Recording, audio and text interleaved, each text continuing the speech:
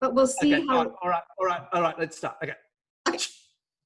Today, we are joined by Renaissance Man Xavier Waterkeyn. Thank you so much for taking the time to be here. My pleasure, I think. I don't know. It could be a disaster, but we'll just play it by ear. And if it's a disaster, we just won't publish it and no one will ever know. Oh, no. Good idea. Why didn't I think of that? So, the rest of my life. Yeah. So Xavier has actually appeared on a number of episodes of Transurfing TV with Renee Garcia, and I'm going to put links to those episodes in the description below because they are really worth listening to. Xavier has a lot of really fascinating things to say and views about reality. And I want to give a shout out to my friend Ingrid Gauthier, who insisted that I interview Xavier. And thank you, Ingrid. And I think this is going to be good. So I usually pronounce my name Xavier. Oh, Xavier. Okay. Yes, but Xavier is fine. It's French. Hey, Okay. my mother calls me Javier or Javi. Or okay, Javi. Can I call you Javi? You can call me Javi. Go ahead. Javi. Okay, Javi. Okay. So, well, one of the things that I want to ask you about is this whole thing about people wanting to change the world to make it a better place versus, we can just, everything already exists and we can just go to a track where it exists. So when people are talking about changing the world, aren't all, like one of the things that you said is that the universe doesn't prefer, the universe doesn't have a preferred version of reality. Well, exactly. If you think about the idea of the space of variations, yes, the transurfing idea, I don't actually consider myself a transurfer as such. Right. I'm obviously part of the community because I've been sucked into Renee's pendulum, which is fine, and now yours, which is fine. But in terms of but let's use transurfing language if this cast is about transurfing and its modality and its way of thinking. In the space of variations is infinite. Yeah. So all possible worlds that could exist, all possible universes that could exist. Right. There is no evidence that God, if you like to think of it as the principal source of creation for all of these universes, has any preference one way or the other. If you think of every universe as a child of God, God doesn't play favorites among God's children. Right. Isn't that poetic? God, I'm good at this. Poetic. You say some very poetic things, actually, which is very... But Xavier is a writer, actually. He's written 23 books, according to Wikipedia. More. I just haven't been bothered to get anybody to update the page yet. It's just the way it is. Yeah. Okay. So the thing is like, I get confused about this thing about like, should we be doing something to make the world a better place? And it's like, well, the world is a better place in other tracks. And so I get confused about that.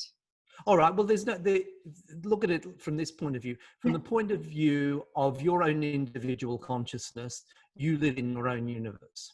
Right. Right now, you and I are sharing an experience, but I'm living in my universe and I'm at the center of my universe and you're at the center of your universe. Right. So you're living in your universe. You are under no obligation to accept the universe as it's offered to you right now. Think of it as simply one more meal or one more dish that's being offered on the infinite buffet or smorgasbord of reality. And you can choose whether you want to eat from that plate or not. Right.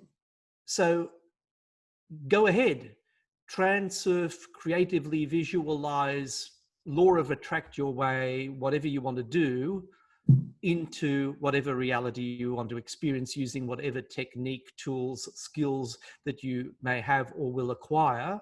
Right. And best of luck to you. The rest of us will be stuck in our own universes, and it's our job and our responsibility to take charge of our own experience of our own reality within our own universes and to do the same.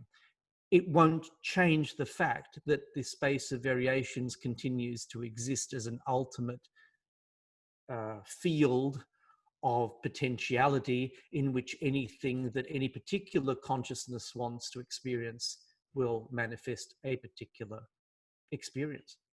Right.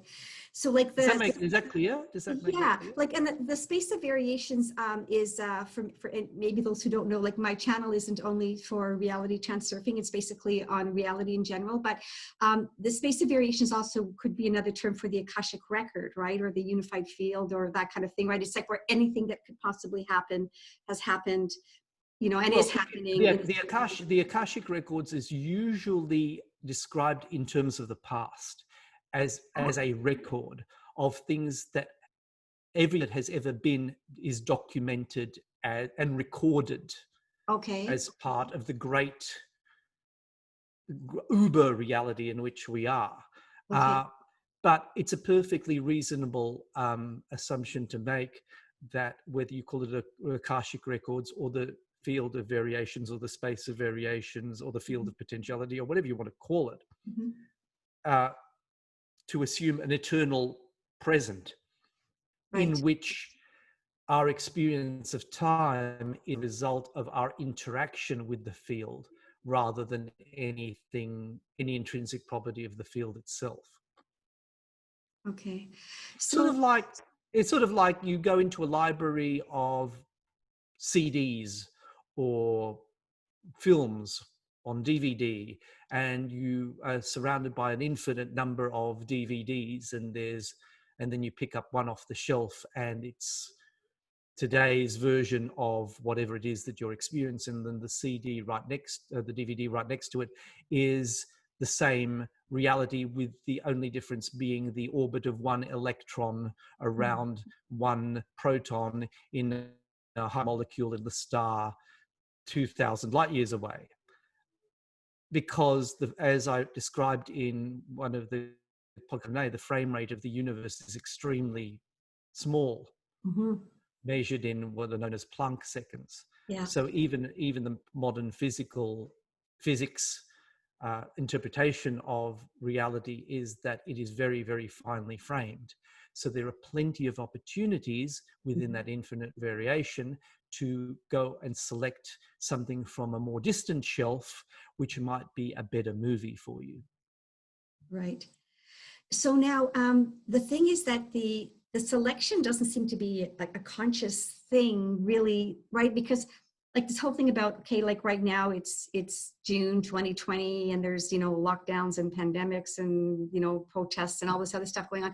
And it's like, in your reality. But it's not, and this is what I want to say, is like, I'm not really experiencing that, right? It's like those are things that I'm watching on a screen. So I go like the way that, you know, the way that is in my reality is like, you know, if I go to the store, sometimes I have to wait in a line or stand on a dot or something like that. But that's how, you know, or some places are closed and you can't go in. I can't go to movie theaters. I'm affected that way. But as far as like the illnesses and the protests and all that other stuff, they're all on a screen. They're all on, like, you know, like you see it on here or you see it. So it's kind of like, does that if you think of yourself as a center of consciousness, and around that are rings of ripples, like ripples on a pond, the more distant the rings are, the shallower they are and the weaker the wave. So right now, the stronger wave is you talking to me. Right. That's where we're at. That's where in our center. Further outside, there's the room that we're in, other rooms within the house we might be in, et cetera, till we go out to the screens. And then the ripples of the pond are so shallow that you're not even aware of them at a conscious level. So we move through these realities with varying degrees of awareness of what we're actually experiencing. There's no reason to swim towards one of the outer ripples and involve yourself in anything that you don't want to involve yourself in. And there are people, of course, in the world that are completely oblivious to everything that's going on. And why should they be aware of it? It has nothing to do with them. To use the language of transurfing, they're not pendulums that these people wish to be involved in or are involved in. I certainly don't feel overly constrained by the things that are going on at the moment. Right. Yeah. Yeah, because also you hear different versions of it, like, depending on who's reporting it and what they're saying about it, they're not even saying the same thing, people are Exactly, and that's their take on their reality, and right, you can but every time you become aware of it, there must be something in you that has brought that to your attention, right, yeah, because nothing can enter your field of experience unless it resonates at some level with some part of you.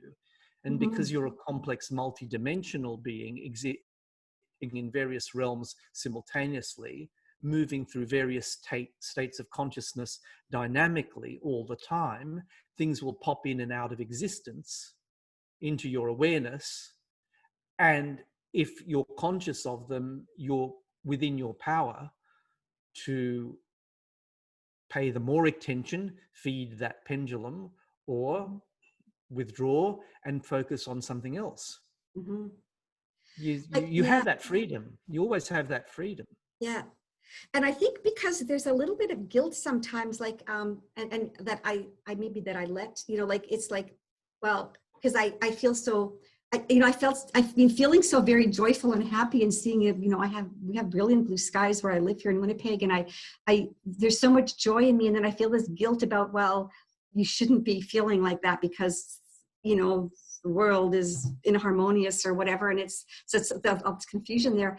Because this whole thing about the collective, like, is the collective within me?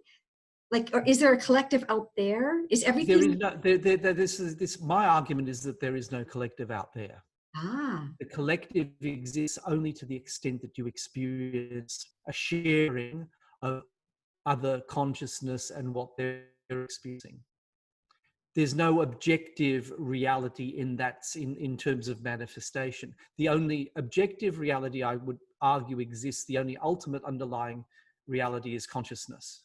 If you assume that consciousness is the ground state of ultimate being, anything that manifests within an individual consciousness, like your consciousness, my consciousness, or the consciousnesses of anybody watching this, mm-hmm. is their own experience of reality, which is why I don't particularly like the term "we create our reality." Right. No, reality's already been created in terms of the Akashic Yeah. infinite space of variation fields. Those realities are already created for us. We Mm-hmm. create our experience in that we choose which books or DVDs we take off the shelf to experience for that time. So you might, if you're going to experience guilt about what you're experiencing, there are two reasons for that. One of them is that there is a pendulum out there whose existence depends on your feeling guilt in order for it to be fed. Okay. All Feeding right. a pendulum. So if you have a pendulum that's like the racism pendulum, for example, or the wokeness pendulum, or the ultra right-wing fascist pendulum, or whatever pendulum happens to be floating around at the time, it wants your attention, it wants your energy. So if you're feeling guilty, it's because you're tapping into a field of guilt that has been created consciously or unconsciously by these various pendulums in order to get you to feed it. Right. I'm feeding a pendulum. Yeah. It's a pendulum that's saying, like, how dare you be happy when so much shit is going on? Like, It's quite similar to survivor guilt. okay. How dare I be alive and well when the other people on the plane died? How Right. dare I be alive and well when my sister is got cancer or something or whatever? Right. You see what I mean? Yeah. It's like you Oh, I have really to, feel it. it's about owning your experience. Right. I the person who died in the plane crash didn't might have chosen consciously, more likely chosen unconsciously to have that experience. Yeah. The fact that you chose a different path has nothing to do with them or with you. It's sort of like feeling guilt about being rich when other people are poor. Right. uh, it's the same thing. I Right. have chosen a path of material wealth. You haven't. Right. Now, you might want the material wealth, in which case there are things you can do to have that. But my impoverishing myself doesn't help you. I do not have to set myself on fire to keep you warm. Right. Right? Right. And when you feel guilty about something, you're basically setting a little fire in yourself in the hopes that somehow it comes back to ideas of historical ideas of penance, that somehow we are unworthy. We are sinners, all of which are probably fine for their time, but we're way past the Middle Ages and the Renaissance, and we do really need to have other ways of looking at the world. Otherwise, really, there's no real hope if you are constantly going to go into that space. It doesn't really help anything. The best thing that you can do is live the best possible life you can as an example for others, and where others come to you for advice, if they want it, or teaching on it, and if you have something that you think you can offer them, to give freely if you're in a position to give freely, or give little if you're only in a position to give little, or give not at all if they're just getting you on a really bad day and say, sorry, class is closed today, I've got other things to do. But by all means, read one of my books or listen to one of my podcasts or whatever. It's all there for you. Please, you're welcome to it. It's just part of what I do. Right. Yes. You know, what you said reminded me of Abraham Hicks said, like, you don't say like, oh, I've been healthy for so long, I better be sick for a while so other people can get a chance to be healthy. You know, it's not like, so that's not how it's distributed, right? No.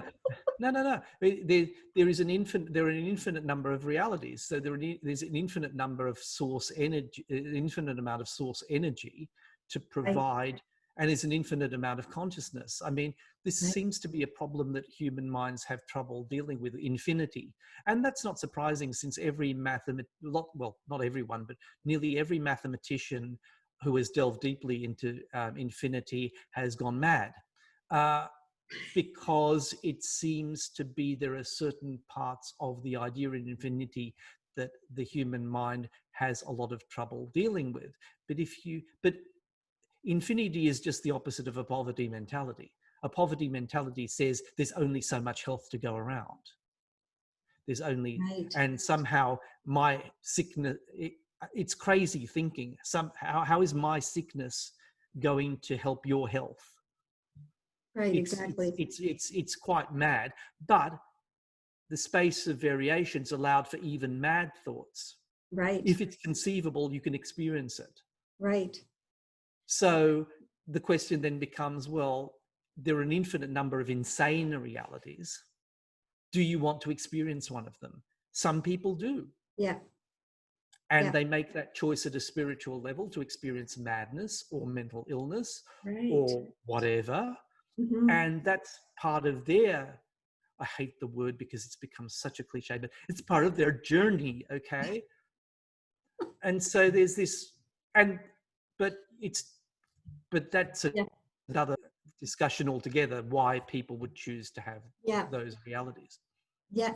And in one sense, if there is such a thing as infinity, then it could be that every single one of us is experiencing all versions. Like sometimes I'll look at a homeless person, and A, I'll see that they chose it. And B, I'll see that I've done it too. Like, you know, or I'm doing it too in another parallel universe. So maybe, you know, in an infinite universe, we are experiencing all of it, right? It's quite possible. I don't know your spiritual agenda. I'm too busy being me to think about what it's like being you.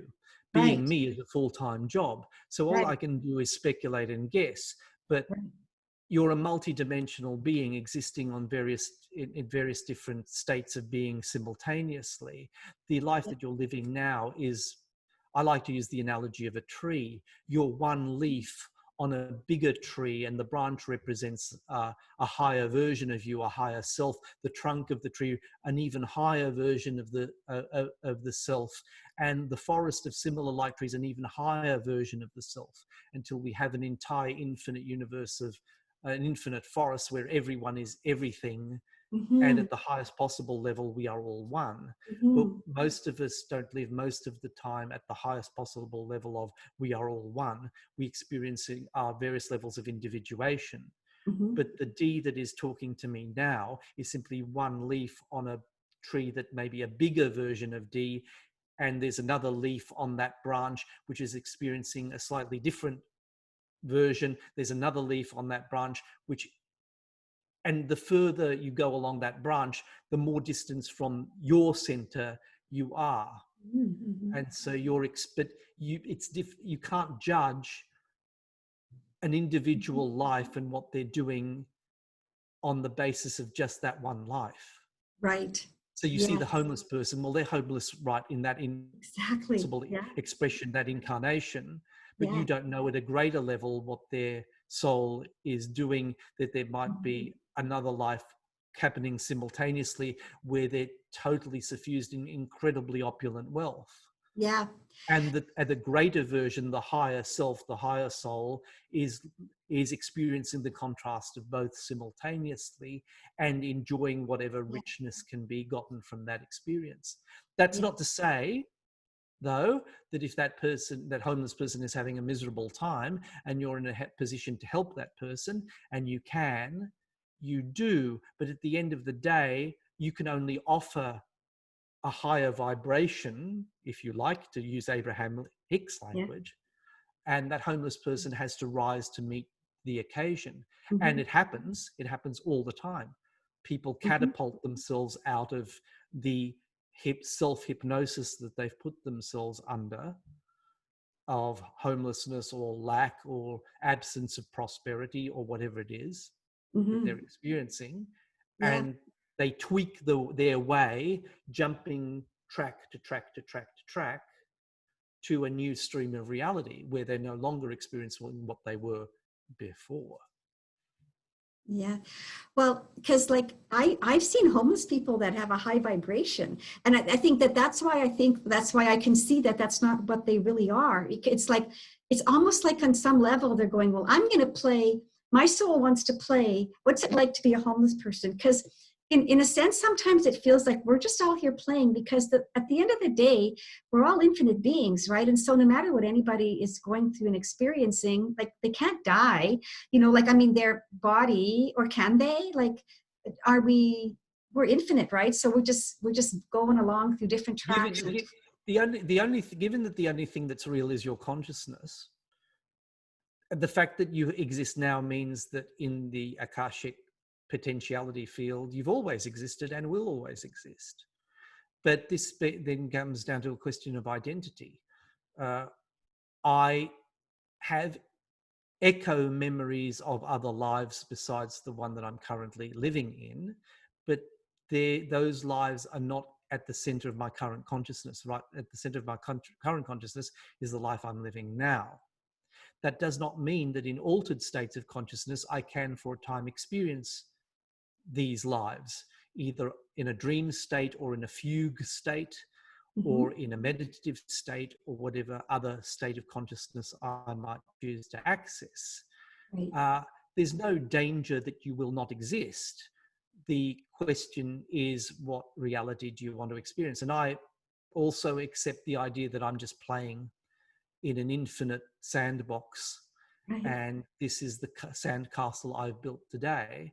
The Yeah. sandcastles might wash away, and I might get better at building sandcastles as I go along the infinite journey. But in a sense, every sandcastle I've ever made continues to exist. But underlying it all is an eternal consciousness that experiences realities, because that's what consciousness does. That's, as they say in the language of the Conversations with God books, it's the only game in town. Is there one consciousness, or does everybody have it? Well, again, you need to make a distinction between the singular God source consciousness that underpins everything and the individuated consciousnesses that Right. are the way that you and I experiencing things. The individuated consciousness, my take on this is that that because the universe is infinite, and therefore infinitely becoming and infinitely unfinished, therefore our paths are towards our own godhood one day, whether or not it's millions, billions, or trillions of years from now. Subjectively, one day we all become gods of our own universes, engendering other individuated consciousness that goes on to create even more infinite experiences of infinite realities, and so on and so forth, literally ad infinitum. It's a never-ending journey. No wonder they go insane thinking about it. So Exactly, because you try to convert all of that into the day-to-day mundane experience of your existence, and it's difficult to reconcile. And yeah. fine, I sort of wake up with these thoughts every day, so I'm pretty used to it. Yes. But I can imagine that for other people it's hard to get used to it, because they want the universe, or the multiverse, or as I call it, the omniverse, Yeah, to be an omniverse that has one agenda, one purpose.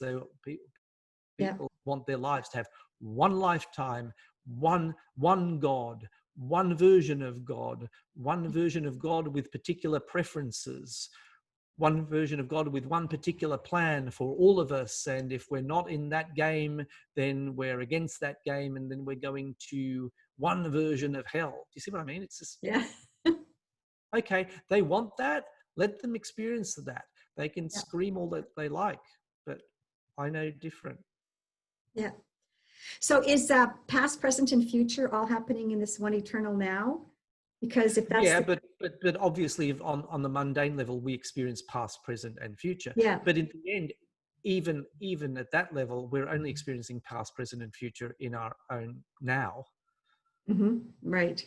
I have a memory of this conversation starting, but I'm not there anymore. Yeah. The needle has moved along the groove of the record. Right. The only thing that really exists is the precise moment that the needle is interacting with the record groove and making the music in that instance. But the notes disappear the moment that they arise, and new ones are coming up all the time.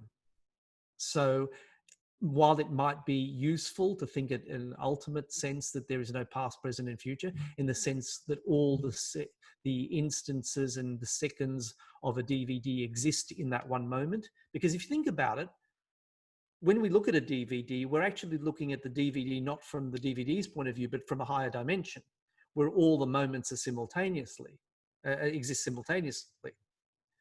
In order to play the DVD, though, we need to experience it sequentially. Right. So yes. at a higher level of consciousness, Mm-hmm. all the moments that have ever existed exist simultaneously. Right. And that is possibly, not that I'm trying to speak for God or Source, which I think is pretty idiotic of me, but I'll do it anyway, even if I sound like an idiot. So from a God point of view, you're looking at all of these CDs and on all the shelves, and they're all simultaneously, they exist simultaneously, but we need to, in order to play the DVDs, in order to play the records, we play them from a human consciousness sequentially. Yeah. So time is a very convenient fiction at a higher level of consciousness, but a reality at this level of consciousness. Right. So it depends on the level of consciousness at which you're operating, whether something can be said to exist or not exist. If existence is predicated on your experience of something, something only exists unless I experience it, well, I'm not experiencing time at a higher level of consciousness. So at a high level of consciousness, time doesn't exist.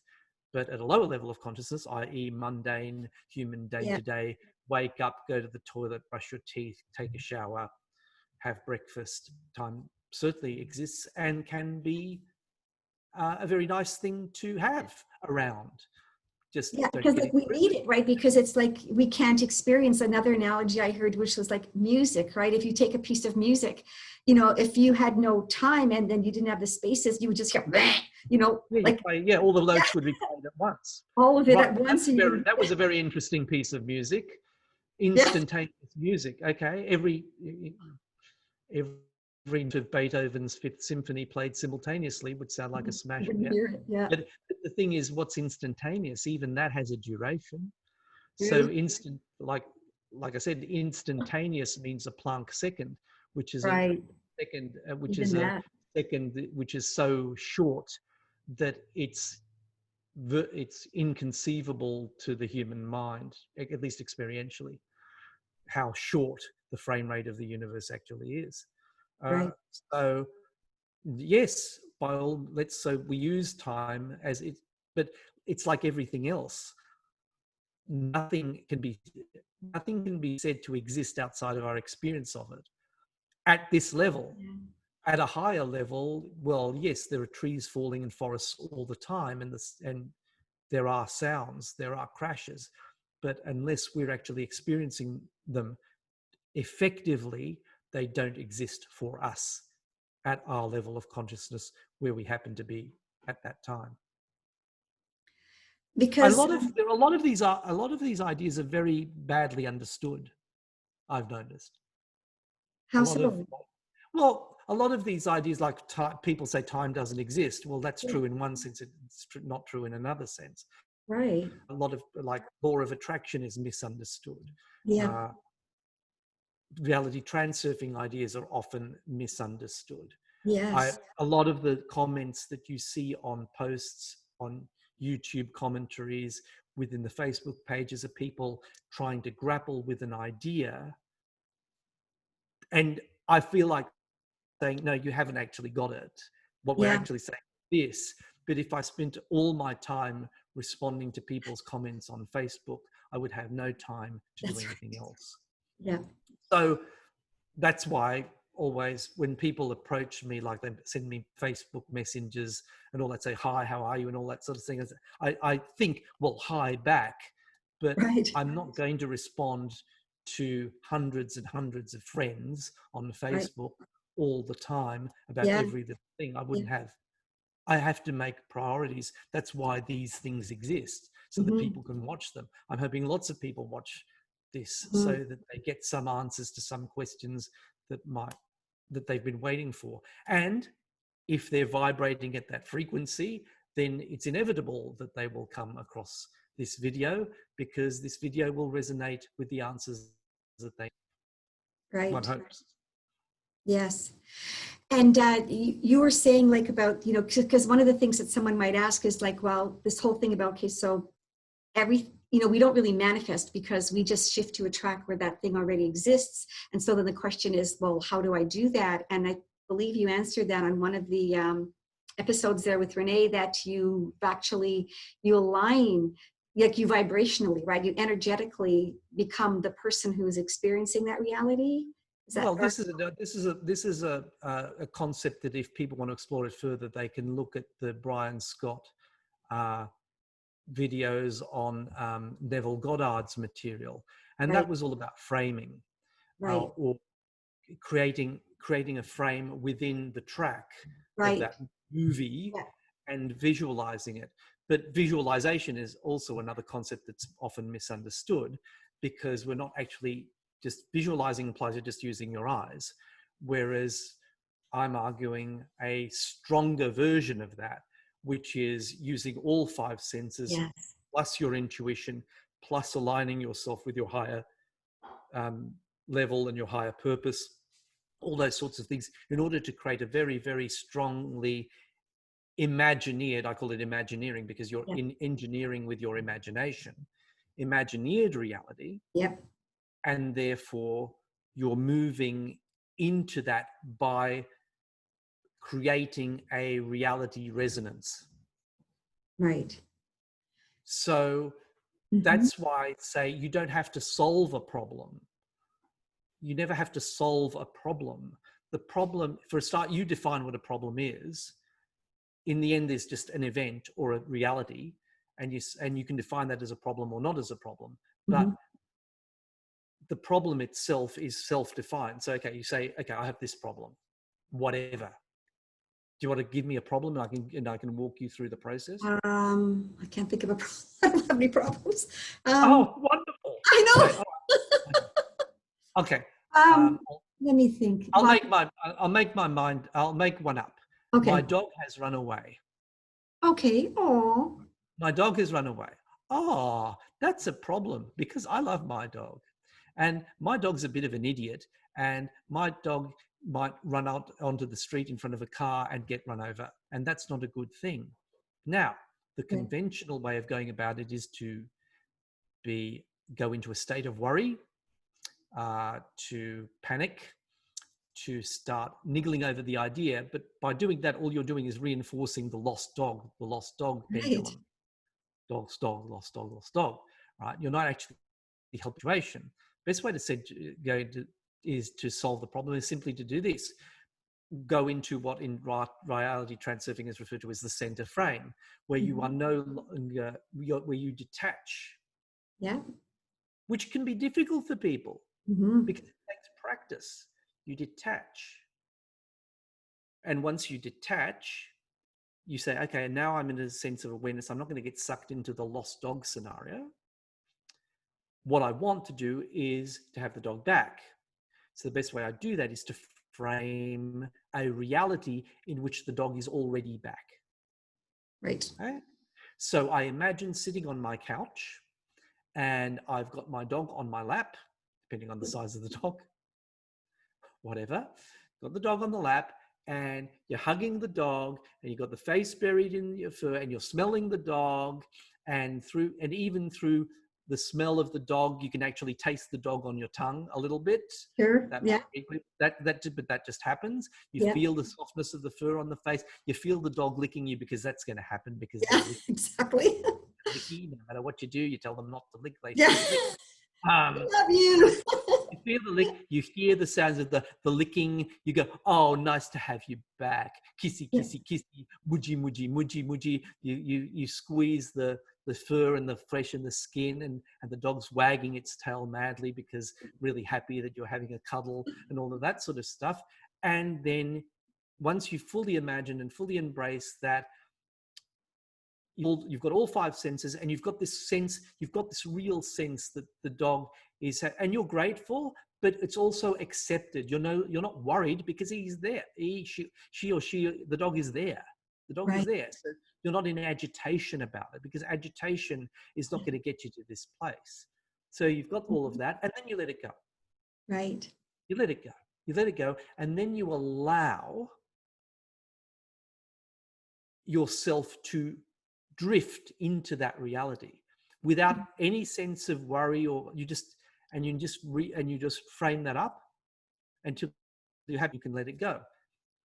What happens then is that if you've done this properly, at a certain point the dog comes back to your front door wagging its tail like a nutter. You let the dog in, and then you complete the frame. You sit on the couch, you get the dog up, and you do exactly what you did when you were creating the frame in the first place. Right. That way you close cycle on the whole thing and it's done. Notice at no point did I say anything about maintaining the situation as a problem. Right. Yes. At no point did I say anything about perpetuating the loss idea. Right. Nor did I say that you needed to know a problem had to be solved. Right. That's crucial. You didn't have to know how the problem had to be solved. You simply Right. entered a state of being where the problem was already solved. Right. There might be a number of different ways that reality could have completed its circle. You could have had a sudden intuition to have called your neighbor. You could have had a sudden intuition to just go for a walk without actively looking for the dog, but just calmly going for a walk and just being open to whatever might happen. You might, because a key to this whole process is intuitive action, Right. inspired action. Because we are beings in material tracks moving through a material world, it requires action. Mm-hmm. You don't just lie in bed thinking, oh, it'll come to me, it'll come to me. At some Right. point, you require to take some form of action. I can't know what that action is, nor can Yeah. you, before you do the framing and before you've Right. let the frame go, because it's an active thing. But once it happens, you let what in reality transurfing is called outer intention, or you let the universe Mm-hmm. lead you to the Mm-hmm. path where you are now on the track, where that reality of the dog being on the couch with you and you having a cuddle has happened. Right. Yeah. So this immediately short circuits any idea that you ever have to know how to get to the answer. The answer reveals itself, Right. but only once you have a very good idea about the state of being that you're in, where the answer is already resolved. Right. Yes. Yeah. And also there's that thing about not having excess potential, right? You know, where you don't even get too emotional, even on the positive side, because it's almost like a nonchalance, right? Like um, you go through all of that, all of the sensations of having that have happened, but then you're very calm about it. Like it's a very natural, very, This is right? another thing that's free. This is another thing that's frequently misunderstood. The terminology is excess potential. Right. Excess depends on the situation, right? Right. Often it's interpreted that calm is the way to go, but calm might not be the way to go in certain situations that require more energy or more of an involvement or a greater volume on the vibration. If you think of a musical analogy, well, there are the notes and there's pitch and there's Right. timbre, which is the particular quality of the note, but there's also volume, the dynamics, how loud you play the note. Sometimes going softly, softly is not enough. It will not give you the situation that you want to have. Okay. Yeah. Think of it like a common analogy that I say is that you cannot write clearly when the pen is shaking, right? Okay. So it's not about the amount of energy, it's about the extent to which the energy is aligned and coordinated and resonant in order to fulfill that task. So I can write very passionately, but the writing is very controlled. Right. It's not, I'm not sort of going, oh, nonchalance, nonchalance, nonchalance, blah, blah, blah, blah, blah. Everything will come to me, blah, blah, blah, blah, blah, which might be the way to go in a lot of cases. But certainly, I'm really trying to be calm right now isn't going to get you anywhere. So, so somewhere within that space of dynamics, you need to find, this is the way to do it. You find the sweet spot of energy, right? Excess potential means that you are overdoing it and you're going beyond the sweet spot, but you could also underdo it and you could go to insufficient potential Okay. and Yeah. not have enough momentum in order to get something going, Right. right? So this is something that was discussed on the forum briefly about whether or not somebody said, well, are we supposed to go through life like some sort like Zen monks and all that sort of stuff? And my commentary was, no, the problem isn't passion, it's agitation. Agitation being defined as your energy being all over the place rather than being aligned. And I took the example of a conductor conducting a piece of very powerful music. The conductor is out there and they're using a lot of energy and it's very, very passionate, but the orchestra is playing perfect pitch and the right dynamic for that particular piece at that particular time in order to create that experience. It's not like the conductor is sitting there like some sort of Zen monk saying, om, om, om, om, om, om, om, om. That's not going to work either. So this is another commonly Right. misunderstood concept. You use the energy that is appropriate to the situation. Now, the framing, the energy might not always, as they say in Abraham Hicks, the framing might not always sound like the sound of angels singing. Sometimes the frame could be really angry. Okay. Right? For example, say you want a renovation on your house, right? And you want to frame a moment where that thing has already happened, right? The renovation has already been done and you're walking through it. Now, most people think, okay, so I need to just experience the room. Oh my God, isn't this a beautiful house? I'm really appreciative, blah, blah, blah, blah, blah, blah. But you could just as easily frame it by screwing at one of the contractors and saying, this is not the power switch I ordered. Here is a picture of the power switch I ordered. This is not what I ordered, but it wasn't in stock. I don't care if it wasn't in stock. You should have told me it wasn't in stock and I would have made another decision. But that one is as ugly as hell and I'm not going to live with that power switch. That is also a frame. Does that mean that's going to happen if you do that? If you're aligned properly for it, yes. But the bonus is that it means your renovation's been done, and the only thing that's the problem is the light switch. And then you just frame the tradesman saying, "I'm sorry, you know, you're right. I should have told you about it." And then you frame, you know, "I'm sorry, I overreacted. I'm just really passionate because I know it's just a light switch for you, but I have to live in this house for the rest of my life, and it's really important to me. I'm sure you understand, and I'm sure you're used to people going off at you like this sometimes. Yeah, it happens." And you just have a really nice conversation afterwards.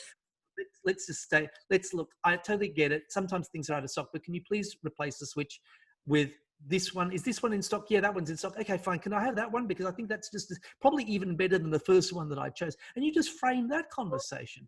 But it wasn't, the frame didn't start off with everybody being nice to each other. It actually started with this very passionate scene where you're doing, and if that scene is real to you, if you can smell it, you can smell the new paint, you can smell the smell of slightly still not totally good concrete, that all of that stuff that meant that the renovation was done, but you're still acting within the frame in a way that is entirely consistent with the thing having already been accomplished. That's the key. Create a frame where the thing has already been accomplished. If you're single and you want to be married, as the Neville Goddard example, imagine your hand with a ring on the ring finger. Right? That can only happen in very few cases. Either you're a hand model because you have particularly nice hands and you're modeling a wedding ring, or you are actually married. Right. Or you're an actor and you're pretending to be married, or you're actually married, right? So if you imagine the ring thing and you're thinking of the satisfaction, you're thinking, wouldn't it be what a lovely idea. The love of my life is going to come home from work today and we're going to have a lovely dinner and it's going to be very nice, blah, blah, blah, blah, blah. Right. That's a perfectly reasonable thing. You can also visualize having a big argument with your spouse, but it could be a very passionate argument about something that you're both really passionately committed to. And it might not be a nasty argument. It just means that you're really passionate about it. I'm half South American, right? I can barely contain the flurry of emotions that are constantly coming up. The only thing that's stopping me is the Belgian half of me, or the Europe half that says, "Oh, relax, just settle down a bit." But there's nothing wrong with emotion. There's nothing wrong with passion. Any of different emotions, not necessarily new agey positive ones, are going to get you what you want, and that's a big mistake that people make. They think that everything is always going to sound like, everything's just caftans and tie-dyed natural fibers and beads in my hair and, oh baby, oh, it's all just so good. No. I mean, if that's what you want, fine. But don't tell me that I should live in some sort of marijuana-induced haze all the time. Yeah. My style. I mean, other people can have that, but it's not. But you see what I mean? It's the whole point about transurfing, reality creation, or as I like to put my blanket term for everything, reality awake, is that you awaken to what you're doing, and then you use the various tools at your disposal in order to materialize or manifest that reality and live on that track. It's all about power, really. It's about empowerment. Right. But as we keep pointing out, there are so many concepts that are misunderstood and misinterpreted. Yeah. Yeah. And to do this effectively, you need to really get your head around certain things. Yeah. I like with Neville Goddard, one of the ones he says that is, you know, if you have trouble, you know, sensing into it, you know, imagine that you're telling a friend about it, you know, so like you're saying like, you're describing what just happened to your friend. And I like what you're saying. So you can even put in, you know, a part where it didn't quite go right or something, or just to make it more realistic, you know. Yeah, And yeah, just to keep it real, because in real real. life you're Yeah. not always in agreement with everybody. Sometimes Yeah. you have a conversation, Yeah. that is very passionate, but passion, it's a very Anglo-Saxon idea that passion is a bad thing. Right? It's not. This is not Yeah. something that is this is not an idea promulgated in other cultures. Certainly Mhm. not among South Americans. No, you know, Mhm. you'd be hard placed to find the South who would think that passion is a bad thing. You'd be hard pressed to find somebody in the Middle East who thinks that passion is a bad thing. It's the Right. very Yes. northern European Puritan starched underwear idea that passion is a bad thing.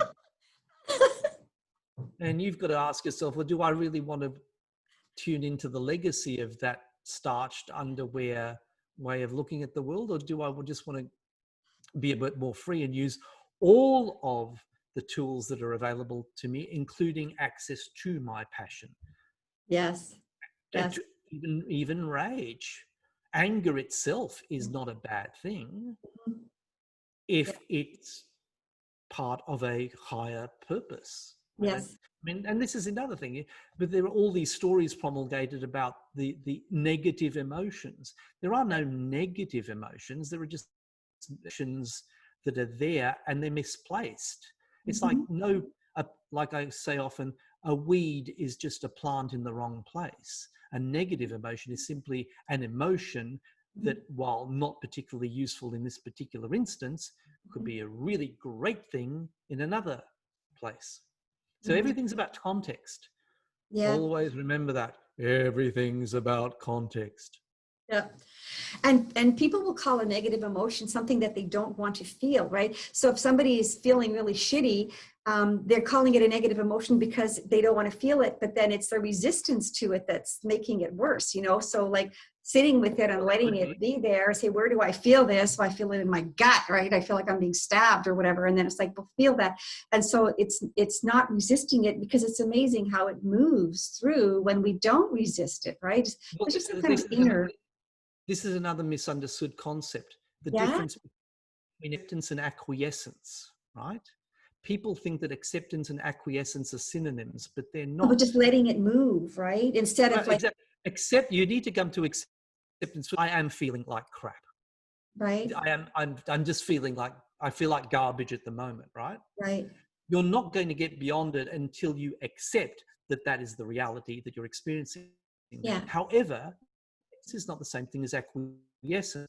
So Yes. just because you've accepted that that's the reality in that moment doesn't mean that you can't shift it. Okay, I accept that I'm feeling shitty now. I'm accepting that this is a crap moment. I'm accepting that at some level there's something wrong or something is going on. So Right. now I go into the center screen again. I detach a little bit from it, but I've Mhm. had to accept it first. I Mhm. have to accept it first. The alarm is going off. I'm not just pretending it isn't there. Something is not right. So I've that. I now move into a center screen of greater objectivity and look at it and say, well, what is this telling me? Right? At Yeah. that point, you're not acquiescing to the Mhm. crappy feeling. Mhm. You've moved into a space of, okay, I'm here now. Is there something I need to change? Do I need to change? Okay, I need to change it. I'll do it from the center screen and I will create my frame and I will move into a track where I'm no longer feeling that. Mhm. But I'm no longer feeling that because the circumstance that made it easy for me to that no longer exists. Because within a crappy feeling, there's usually a crappy circumstance. Or a crappy Usual. perception, right? Or a crappy, Yeah. well, what's the difference? Right. Really? I mean, ultimately, the reality you experience comes down to your perception of it. Yeah. Yeah. Rephrase. So there's several steps in this process. Accept that you're feeling a particular way, move to a space of greater objectivity, look at the situation, accept also that you have perceived it in a particular way. Own your perception. At that point, decide whether or not you want to reframe the perception, which is looking for the positive. I've forgotten the reality transurfing term for that, but it's the idea is that you look for the benefit, right? Yes. Is there a gift in this? Advantage. Yeah. Yes, looking for the, Yeah. thank you. Yeah. Thank you. So looking for the advantage, that's an option. You can look for the advantage. Where's the gift here? Mm-hmm. Or look at it and say, well, you know what? The gift here is the acceptance and the awakening. I don't want this anymore. That's the gift. Right. You just don't want this anymore. So, all right, fine. I don't want this. What do I want? I want this situation. Okay, now I frame it. Do the whole framings. Do the orange on the plate exercise writ big. For those who don't know that, they can look at the video on that. Blah, blah, blah. The video below, watch it. There are little, do you have those little things? Yes, whatever. There'll be links. There'll be a little icon or something, whatever. Yeah, whatever. Do you see what I mean? You see what I mean? Yes. Acceptance does not mean acquiescence. Acceptance just means recognition of what you're actually experiencing. Mm-hmm. Yeah. Acquiescence, deciding that you're going to go with that, but you don't have to. You're under no obligation to do that. You're not under obligation to do anything. You're not under obligation to feel anything. Yeah. So there's kind of like you're not resisting, but you're not acquiescing, right? So it's kind you're not resisting. The alarm is going off. That's the reality. Yeah. Right? Some horrible thing has happened, or crappy circumstances have shown up. You now feel like garbage, and you think, okay, fine. I accept that I feel like garbage. You're not in denial about the garbage. Right. If the garbage is there, you then have to decide whether or not it's like literal garbage. Imagine the bin in your kitchen is garbage. You can smell it, right? Denying that it's there won't cure it. Yeah. Right? Spraying disinfectant in the air to smell won't get rid of the garbage. It'll just mask the smell. That's what denial is like. And that's when you see that in hoarders, that extreme denial about the situation that they are actually in. Oh, all stuff I need, including the decomposing rat mummy that's been buried under the decomposing mattress for the past 20 years, right? Fascinating. It's all okay. Nothing to look at here, or fine. No. From most people's perspective, that is not fine. You are mentally ill. So acceptance is not acquiescence. So acceptance is, okay, there is garbage in the kitchen bin. So I now have various choices. I can reframe it and I'm thinking, this isn't garbage. This is compost. This can go into the garden, everything rich and beautiful. I will just separate my garbage in future so that the rotting cabbage goes into the garden and makes everything right. So you can sift garbage and make a decision on, there's the gift. Or you can look at the garbage and says, this really just has to go. But standing for it to go doesn't make a difference. You need to actually take some action because it's material garbage in the material universe. You're a material being dealing with material garbage. So you tie up the garbage in the bag and put it in the bin outside and put in a new bag and maybe spray a little bit of fresh disinfectant, and then everything is nice. You no longer have garbage and it's actually not there anymore. You do that with all of your life. It's that easy. It's that easy. That's all you have to do. Exactly. But it's not going to happen if you're in denial about the garbage in the first place. Yeah. I'm in a crappy relationship. You accept that I'm not, but I'm just giving you an example. I'm in a crappy relationship. This friend I used to love, I now detest. What am I going to do about this?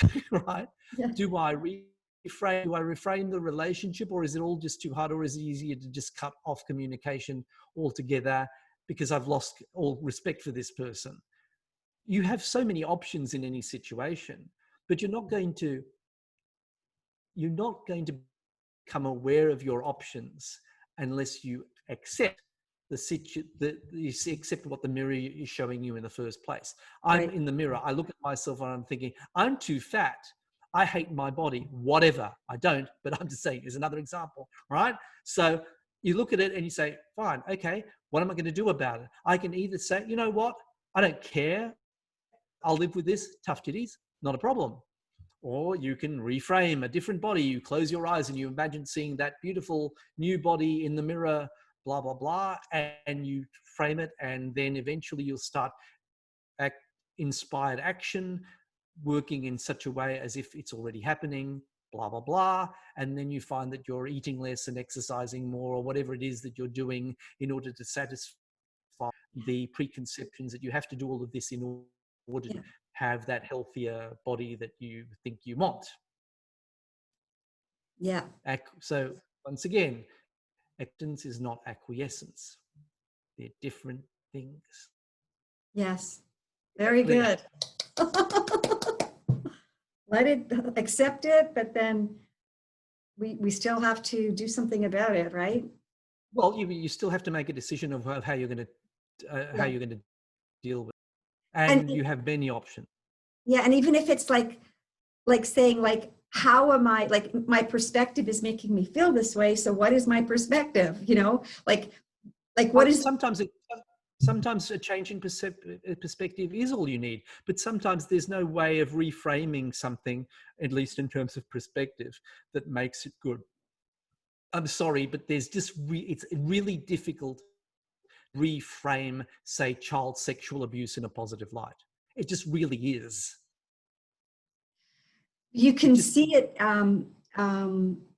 as the person was unconscious, and like like maybe having empathy for the perpetrator, like no matter, like well, empathy for the and for the victim, and you could argue, for example, that at a higher level, both beings needed to experience that for whatever reason.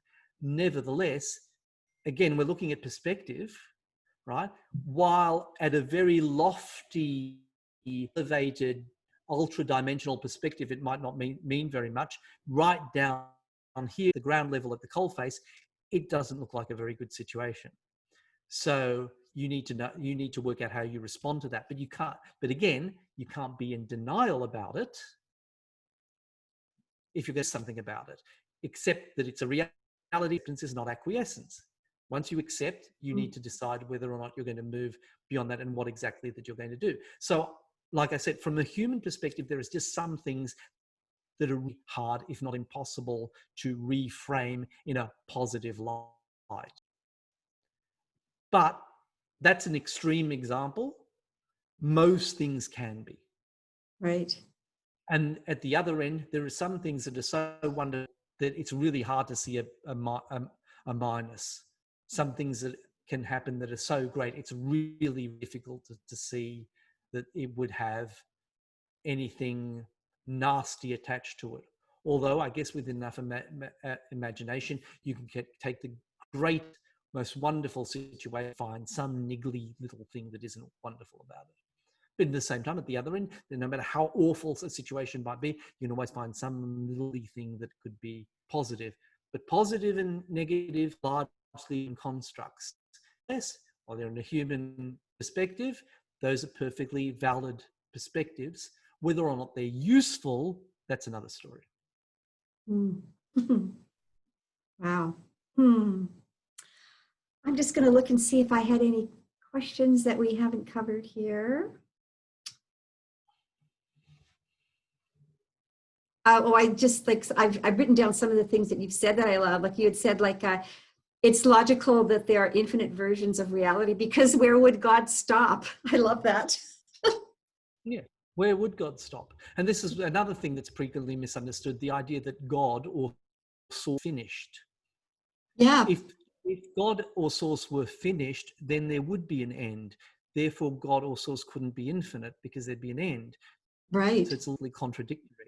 Yes. So it has to be continually created. It has to be a continual process. It has to be an endless journey, because unless it's an endless journey, it's not endless or not infinite. And this whole view of reality is predicated on infinity. you throw out infinity, and then you start asking really, I mean, you think infinity is hard, asking questions like where would it stop is even harder. And it tends to throw Yes. people into all sorts of bizarre conceptual and philosophical knowledge that really don't need to be examined, because I don't believe it reflects reality. I do Yeah. actually Yeah. experience reality as infinite, and I rather deal with infinite than the infinity. Might be hard, but the alternative is much worse. It is, because you can always say what's beyond that. Like you can always say that, right? Like, you know, something ends, but then there's always, you can always ask, well, what's beyond that? What do you say? Like, Well, yeah, which is why infinity, I think, is an easier concept than say, well, reality stops somewhere. Okay, if it does, what are the criteria for it stopping there? This is why I say that source doesn't have preferences, mhm, because it would involve a value system of that some of God's children were more favored than others, and I don't see that. I mhm, find that I don't find that is a valid concept. Some others might agree, but no matter what horrible a reality might be from a human perspective, I don't think that source has preferences on the subject. mhm. Because so if you think about something like war, Mm. um, like that would, like for source, that's not a less preferred scenario, because everybody in the war is playing a role that they'll come off the stage when the play is over, or go home to Well, their we don't. family. Well, like I said, okay, you've got 10 million people involved in a war, right? You've got 10 million different stories and 10 million different agendas. And there may be some people that come out of that feeling absolute that war is the best thing that ever happened to them, and some people thinking that the war is the worst thing that ever happened to it. It's when you look at these big things, the human perspective is not particularly full, because you go back to the old stories of isn't that awful, oh isn't that terrible, oh isn't that wonderful, and isn't that great.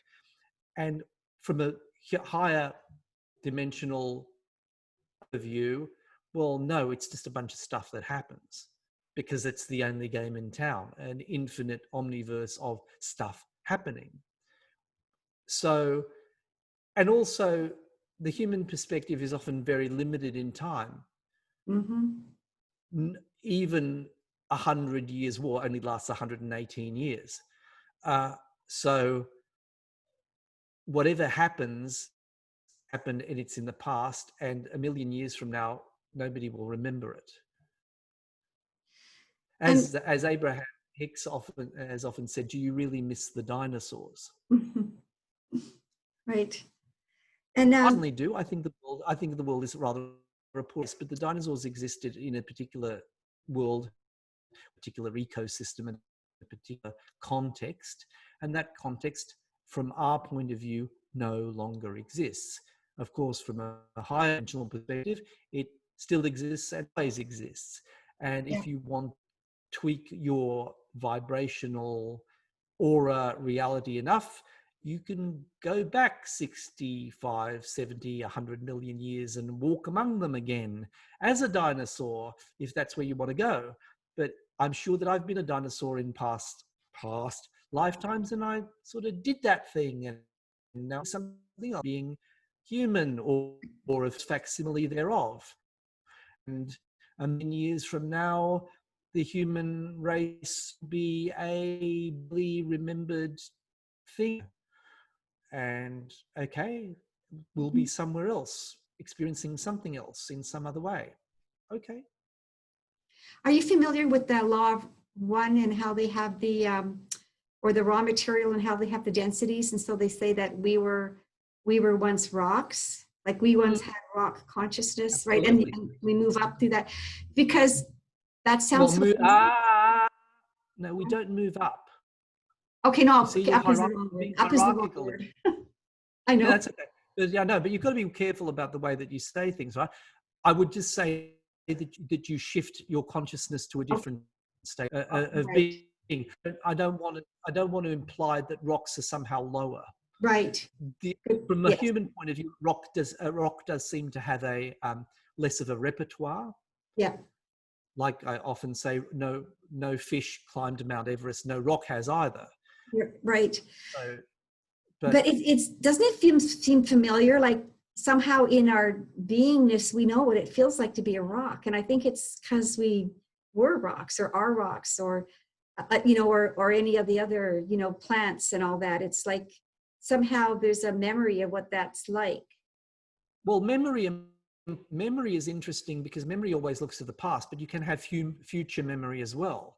And I would argue that that's what imagination is. Imagination is future memory.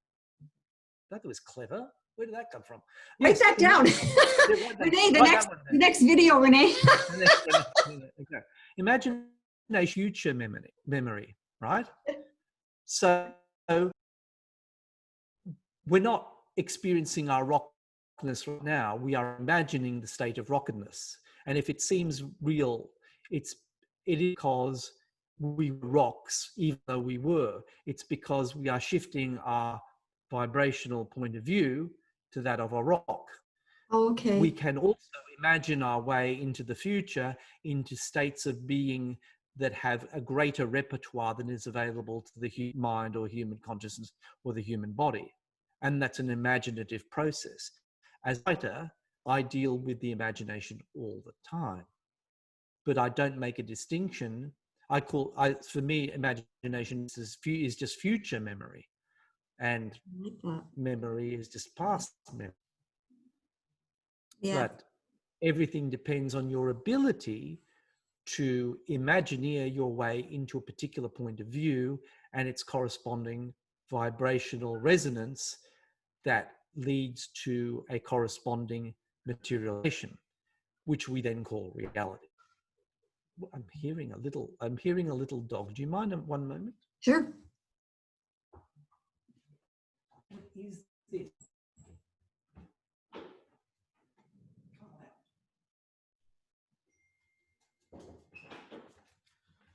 Sorry, little dog wanted release. He's not lost. No, he's not lost. But anyway. Yeah, I'm glad you're talking about imagination, because I did want to ask you about imagination, because it's like, is there a difference between imagination and reality, or is imagination? Think of reality as imagination materialized. Okay. Oh God, that's another sticker.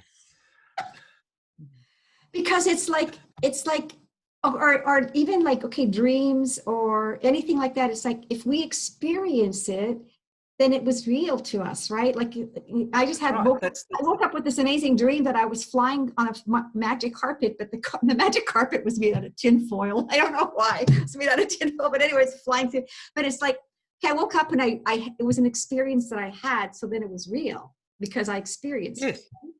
Exactly. So anything that you experience is at least real to you.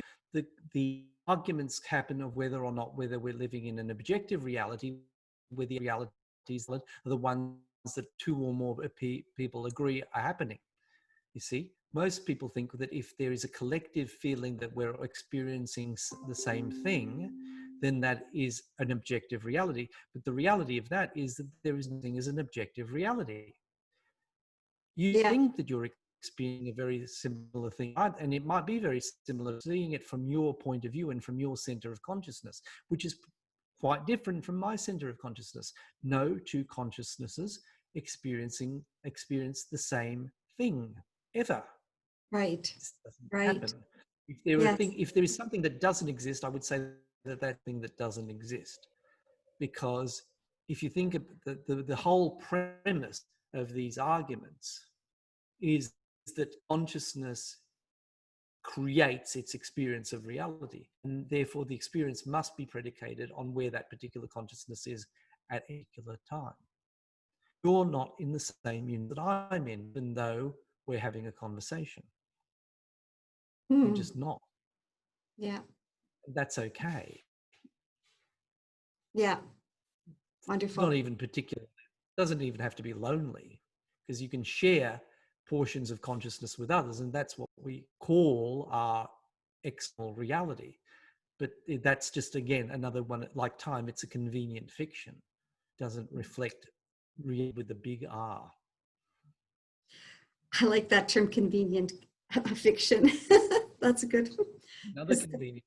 We need it to play the game of human on earth. We need time and we need space. We need those things, right? As We need gravity. We need the fundamental laws of physics. We yeah, need all these things. They're all part of the deal. yeah, Think of it as the deal. Okay, yeah. The if you game board or whatever. Yeah. you need to agree to such things as and sound and heat and cold. You need to agree to such things as gravity and the strong nuclear force and the weak nuclear force. And you need to agree to electromagnetism, and you need to agree to, here's the contract. Looks like the size of a phone book. Sign here, please. Okay, now you can have your experience. And then we have our experiences, and and the experience is convincing and so real that we think it is reality. But then one day we die and we experience a completely different state of being, and then we wonder what that whole thing was about when we were alive. But you don't have to die. You can just alter your state of consciousness and you can be experiencing something completely different, and that is real to you too. And as I said to Renee about my peculiar neurology with my mirror touch synesthesia, my nervous system doesn't know the difference between a richly imagined reality and a reality as thought of in conventional terms. I watch somebody fall down and my body feels as if it's fell down. Mm-hmm. I was going to ask you, do you feel like people's emotions as well? Like if somebody, in the same way that like if somebody fell, you could feel their pain when they fell. You were saying you can't watch a football game because you could feel the players. So do you feel that too with people? Like if you see somebody maybe walking down the street super depressed and you feel that, or is it mostly physical? It's not empathy as people understand. I don't feel the feeling. I do is that I feel the somatic sensation without necessarily the emotional attachment. Interesting. Right? Yeah. So I can infer from the somatic sensation, the feeling in the body, that that person is feeling that, or that I'm in the ballpark of that feeling. Yeah. But I don't feel the feeling directly.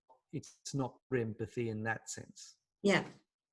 Yeah. So I can. So if I'm attributing the wrong emotion, I won't be feeling what they're feeling. But most of the time I'm in the ballpark. But it doesn't.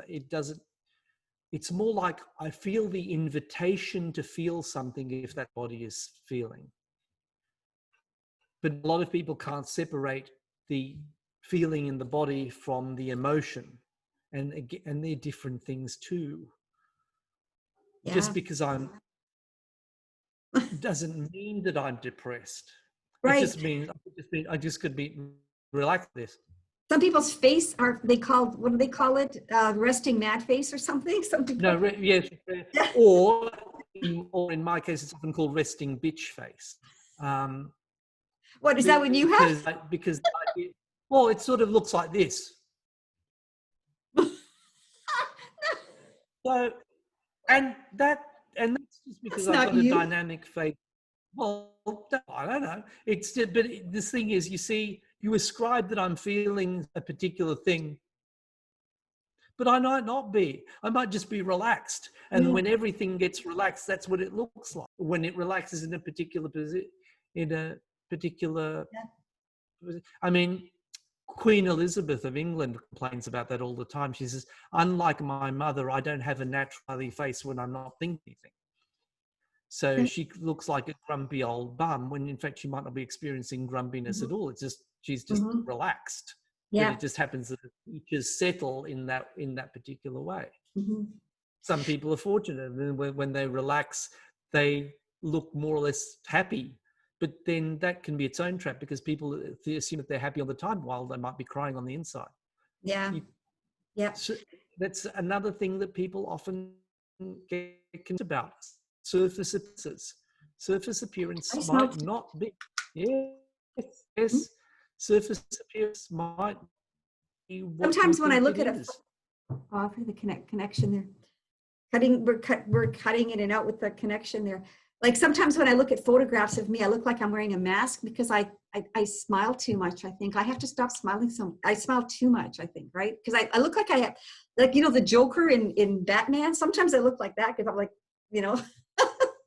Sure, sure. And then you need to look at your own relationship to with the way that you think you need to present yourself to Yeah, others. yeah. Right. So, And that's a common thing, especially in our society. It's especially common among women about men, but that's actually true either. It's just that the genders, the pendulum tends to ask that women present themselves in a particular way as smiling and acquiescent, whereas men are supposed to present themselves as strong and unyielding. Again, these are constructs made up by penduli that don't necessarily have any correspondence with the internal reality of a person or what they might be experiencing. There is, however, I do understand that in society in general, there is this strong need for people to appear to be nice. Not something that I necessarily ascribe to myself. I don't necessarily feel that I have to be nice. mm-hmm. It's more important to be authentic and genuine, and you know, If authenticity works for you, it might not. it might not be good to be authentic. Did you say? It might be if I'm authenticity works for you, but authenticity is sometimes. If I'm really cynical, sometimes I think that authenticity is just another mask. Say that Another again. that sometimes authenticity is just another mask, another role that you play. Oh my goodness, that's very interesting. I mean, I've when are never you heard really that. authentic? I mean, when are you really authentic? I mean, when are you really authentic? When you're in bed at 2 a.m. and you're completely asleep and you've just farted? I mean, is that authenticity? That's it. That's the only I mean, that's the only time. I mean, is that the only time that you're truly authentic? The rest of the time, you're creating a social construct. The social construct might be very true to who you really are in that moment, but who are you really in any moment? right. We're dynamic, multi-dimensional beings. We fly in and out of different states and different emotional states constantly. We are surfing through reality. We're constantly moving, which is the authentic self. That's I think true. that my ultimate Wow. authenticity is simply my center of consciousness. Everything else is a construct. Ooh. Useful construct or a not useful construct, depends. But hey, I like the notion of, or the thing about being nobody or nothing, like, and just being the empty space sometimes, because I think that's a safe place to be, you know, when we just like don't identify with being anyone in particular and just be there and be present. It's well, kind of a, that's very analogous to the idea of the center space. It's a space of freedom, because from there you can choose to adopt another point of view. The choosing to adopt another point of view and to embody a particular construct is a skill that I think would be better off learning, which is why I think everybody should take acting classes or everybody should take writing classes, because it allows the practice of the imaginative muscles to construct other realities that you can then play with. You're then not married to any particular manifestation. Of course, being in a human body, you're limited in your repertoire. There's only so far I can take this particular body. This particular body is not going to get into a bikini and win a Miss Universe competition, right? I think it's a little bit too far outside of my current life track to go there, at least now. If I choose to, however, shed this body and construct another one with the right proportions and the right smile and the right skin and the right hair, yes, that's true. Whether that's part of my soul's agenda, I don't know. Nevertheless, even within the realm of repertoire that you have as a person, most people sell themselves really short. They don't give themselves the full range of their possibility for being. And even though there are limitations, those limitations are usually quite far outside what people actually give themselves the room to be in. It's like, it's as if people live in these huge mansions and they only ever live in one or two rooms of that mansion. Yes, the mansion has a limitation. There is a point where you go outside the mansion and you can no longer do what you can within it. It's not an infinite mansion in that sense. Whenever you materialize, whenever you take on some sort of solidity or form in the material universe, you do, by that very act, limit your options. However, there is a huge difference between doing that, building the great palace, but then building the great palace and only living in one or two rooms of that palace. And that's, I think, a condition that most people are in. Palaces, and they only live in one or two rooms of them. There is so much more that can be had, even within the limitations that they have, just by being material and being in a material body, having material existences. Mm-hmm. And I think that that's what this is all about, the whole reality transurfing, creative visualization, Neville Goddarding, whatever you want to call it, the reality awakening, or the new thought movement, which isn't new at all because it's been around for at least years. The whole new thought movement is entirely about getting people out of their self-imposed limitations and their self-imposed traps. Mm-hmm. Yeah. And one of the things too is the fear of what other people will say, if you're, like what you were saying, the last one of the videos, you were saying, like, you do you, because, people, if someone's trying to do what someone else does or be, it's like for everybody to be themselves and do who they are. And I find that like even with me, doing this YouTube channel, everything, like there would be a part of me that would say like, oh, certain people are going to say this about you and people are going to say that about, that, and go like to not worry about what people are going to say or how they're going to interpret what you're doing, but to just like trust yourself, to be yourself. This is not this whole thing about worrying what other people think is deeply ingrained in practically every culture you can think of, because practically every culture is a pendulum that requires that you submit to a social contract, that you are only allowed particular forms of behavior within that. Now, in the Western developed democratic industrial societies, we probably have more plurality than in most other societies. Most people watching this who do not come from those societies will probably consider the options available to those of us who lived in the industrialized, developed West to be among the greatest in the repertoire of what you can be. I lived in Japan for 3 months, and they have a very narrow idea of what it means to be Japanese. Narrow being a relative concept, because you can be Japanese and it can be an incredibly wide experience, but there are very strong social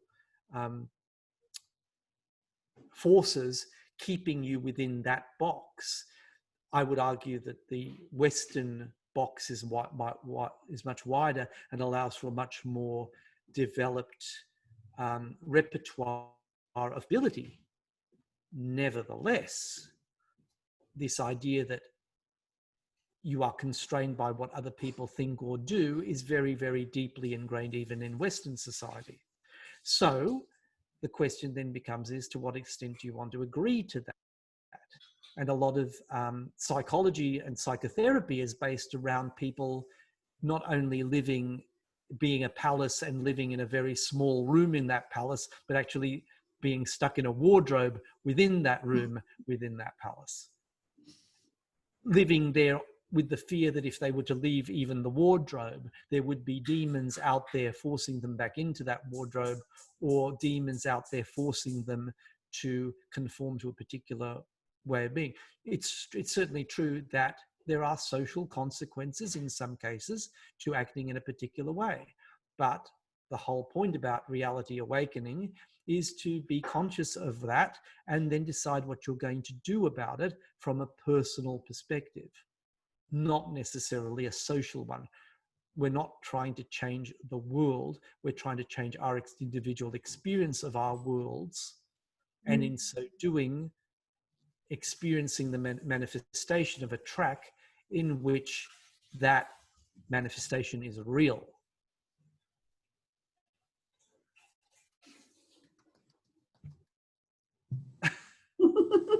Is there anything else? Yes, yes. I'm just looking at the time here. Yeah, I'm thinking we'll wrap it up here. Thank you so much for talking with me. I just love talking with you. So you're brilliant, and I love your perspective. And feed the ego. Feed the ego. It works. It works. You're full of shit. Yes, thank you. Thank you. No, I'll spread that in manure in my garden in the hopes that something beautiful will grow.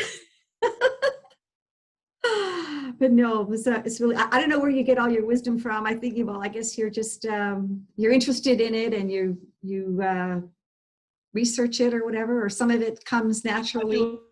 I do a lot of lying down in bed about stuff. A lot of what? I do a lot of lying down in bed thinking about stuff. That's okay. Then you're authentic when you're lying there in bed, 2 a.m. Exactly. Yeah. Thinking about stuff, staring at the ceiling and thinking, "Ooh, I wonder. Yes. That's an idea." Yes, great. Well, reality is so fascinating. Life, existence, all of this, consciousness, it's just like, it's the most interesting thing ever. And I could talk about it forever. And that's exactly what we do, because in the end, our lives and the manifested realities that we experience is simply source experiencing itself. It's one long, infinite conversation.